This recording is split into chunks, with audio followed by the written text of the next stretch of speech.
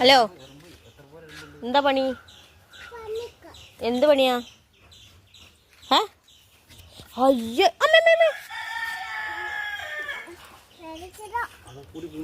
വീഴിപ്പോ.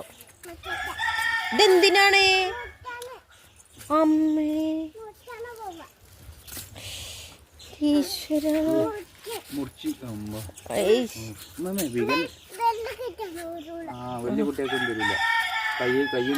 ചെറിയ കുട്ടിയൊക്കെയുള്ളതാ അത്?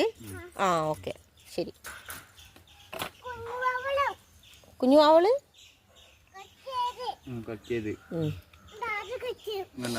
കണ്ണനെ മൂക്കില് പച്ചാതറ വെച്ചി.